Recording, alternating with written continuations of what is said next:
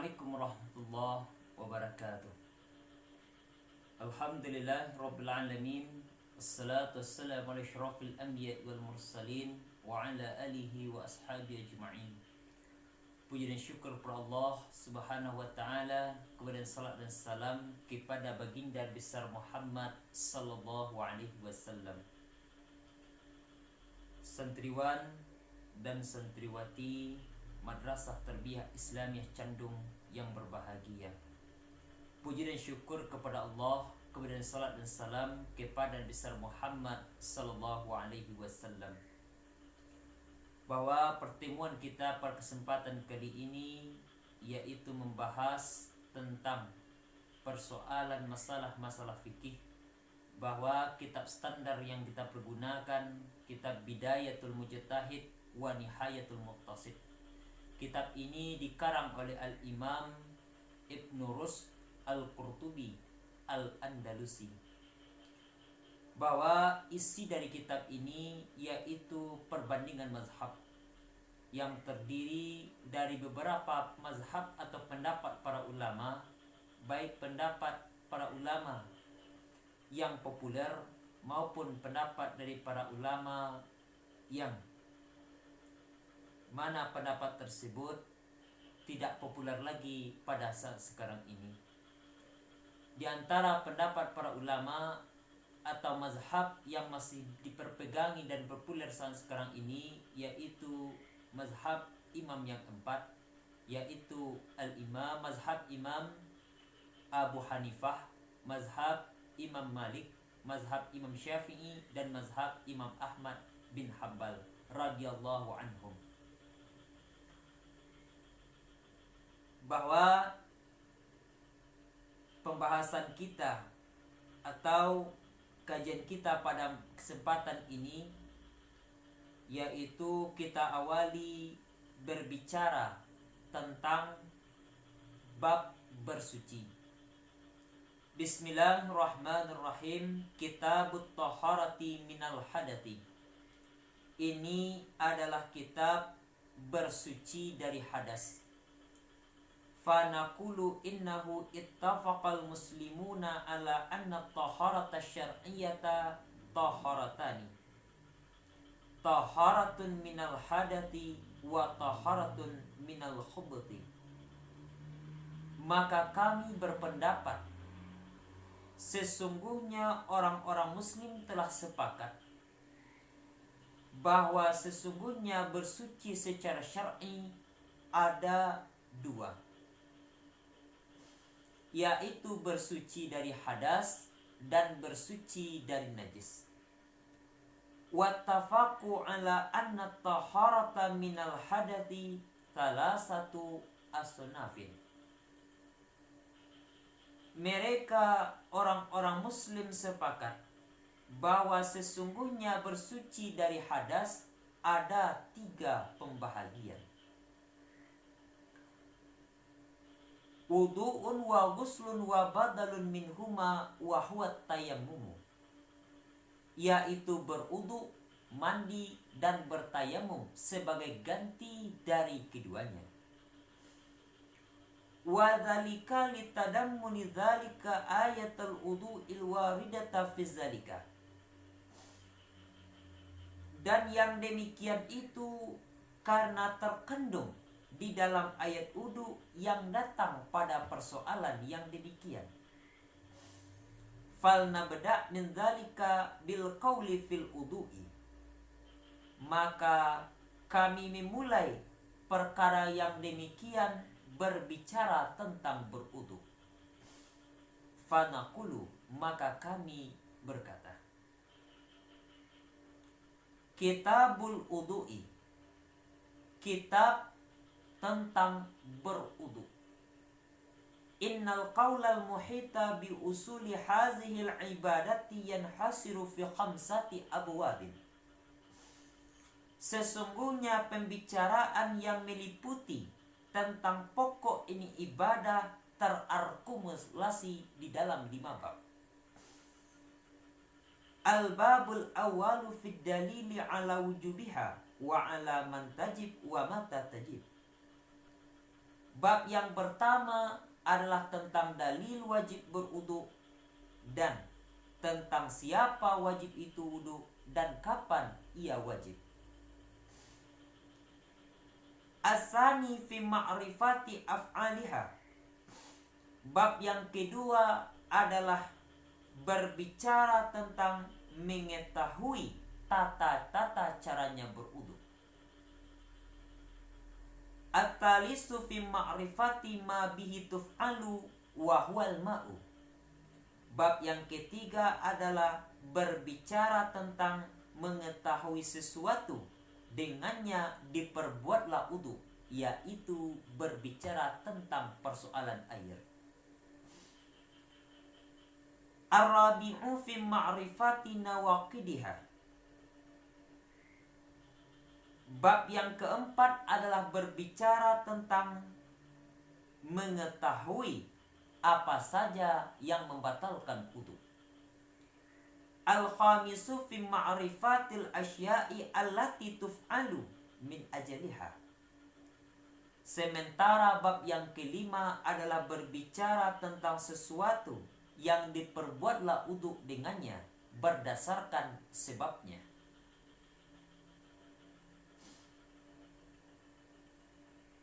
Al-babul awwalu. Bab yang pertama. Fa amma dalilu ala wujubiha fal kitabu wa sunnatu wal ijma'u. Adapun dalil tentang wajibnya wudu adalah Al-Quran dan sunnah dan ijma' para ulama. Amal kitabu fa qawluhu ta'ala A'udzu billahi minasyaitonir rajim. Bismillahirrahmanirrahim. Ya ayyuhalladzina amanu idza qumtum ilas shalah faghsilu wujuhakum wa aydiyakum ilal marafiq. Adapun dalil Al-Qur'an adalah firman Allah Subhanahu wa taala, wahai orang-orang yang beriman, apabila kamu hendak melaksanakan salat, maka basuhlah wajahmu dan tanganmu hingga siku. Fa innahu ittafaqal muslimuna ala anna imtithala hadzal khitabi wajibun ala kulli man lazimathu sholatu idza dakhala waqtuha. Sesungguhnya telah sepakat orang muslim bahwa sesungguhnya mematuhi ini khitab adalah wajib atas setiap orang yang mesti orang tersebut melaksanakan sholat apabila telah masuk waktunya sholat itu.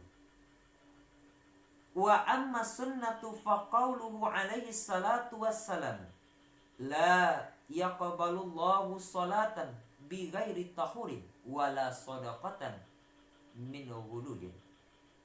Wa qawluhu alaihi salatu wassalam la yaqbalullahu sholata man ahdatha hatta yatawadda'a.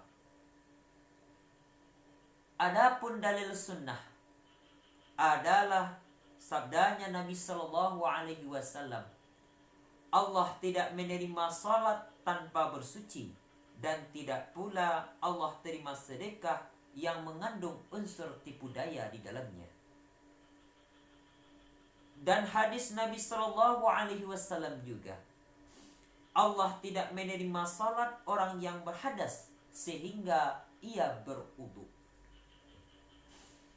Wa hadhanil hadithani thabitani inda a'immatin naqli. Dan dua ini hadis adalah tetap keduanya menurut para imam penukilan hadis tersebut. Idzil adatu taqtadi zalika, karena kebiasaan atau adat atau uruf yang menghendaki hal yang demikian itu. Wa ammal ijma'u fa innahu lam yunqal an ahadin minal muslimina fi zalika khilaf. Adapun dalil yang ketiga tentang wajib wudu adalah berdasarkan ijma orang-orang muslim. Sesungguhnya tidak dipindahkan dari salah seorang dari orang muslim pada demikian itu terjadi kontradiksi di dalamnya. Walau kana hunaka khilaf la nukila. Sekiranya ada di sana terjadi kontradiksi ulama, sungguh dikedukilkan pendapat itu atau dikemukakan pendapat hal yang demikian. Izal adatu taqtadi zalika, karena adat yang menghendaki hal yang demikian. Wa amma man tajib alaihi fahuwal balighul aqilu. Dan adapun orang yang wajib atasnya orang itu berwudu adalah orang yang balik, lagi orang yang berakal. Wa dzalika aidan sabitun bisunnati wal ijma'i. Dan yang demikian itu juga adalah tetap berdasarkan sunnah dan ijma'. Amma sunnatu faqauluhu alaihi salatu wassalamu. Adapun dalil sunnah yang berbicara tentang kepada siapa wudu itu wajib adalah sabda Nabi sallallahu alaihi wasallam. Rufi'al kalamu an thalasin fadzakara as-sabiyya hatta yahtanima wal majnuna hatta yafiqa.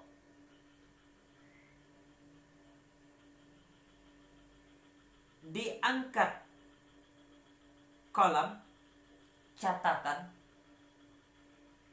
terhadap 3 orang. Lalu dia Rasulullah sallallahu alaihi wasallam menyebutkan as-sabi, yaitu anak-anak sehingga ia itu yahtalim, mengalami bermimpi basah. Wal majnun, dan orang gila sehingga ia sembuh atau dia normal kembali.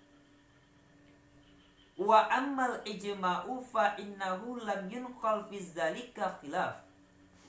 Adapun dalil yang kedua tentang wajib itu wudu itu wajib kepada siapa, yaitu kepada orang balik dan berakal, adalah ijma'. Sesungguhnya tidak dinukilkan pada demikian itu adanya kontradiksi di kalangan para ulama. Waqtalafal fuqaha'u hal min syarti wujubihal islamu amla. Dan telah terjadi kontroversi di kalangan para ulama. Apakah di antara wajibnya wudu itu Islam atau tidak? Wahia mas'alatu qalilatil ghana'i fil fiqhi. Wahia mas'alatun qalilatul ghana'i fil fiqhi. Dan dianya persoalan tentang apakah Islam itu menjadi syarat sebuah wajibnya wudu, itu adalah masalah sedikit, yang mana masalah tersebut tidak populer di kalangan para ahli fikih. Li'annaha raji'atun ilal hukmil ukhrawi. Karena bahwa sesungguhnya persoalan Islam itu adalah kembali kepada hukum ukhrawi, hukum akhirat. Wa amma mata tajib, dan adapun kapan wudu itu wajib. Fa iza dakhala waqtus salati au aradal insanul fi'la alladhi al-wudu'u syartun fihi wa in lam yakun zalika muta'alliqan bil waqtin. Muta'allaqan bi waqtin. Dan adapun kapan wudu itu menjadi wajib? Apabila telah masuk waktu salat. Atau bermaksud seseorang memperbuat sesuatu yang mana wudu menjadi syarat di dalam melakukannya, sekalipun yang demikian itu bagaimana tidak disangkutkan dengan waktu. Amma wujubuhu inda dukhuli waqti sholati alal muhdati fala khilafa fihi liqaulihi ta'ala ya ayyuhalladzina amanu idza qumtum ila shalah al-ayat. Adapun wajibnya wudu ketika masuk waktu salat atas orang yang berhadas, maka tidak ada terjadi kontroversi di kalangan para ulama dalam hal yang demikian, berdasarkan firman Allah Subhanahu wa ta'ala, hai orang-orang yang beriman, apabila kamu hendak melaksanakan sholat.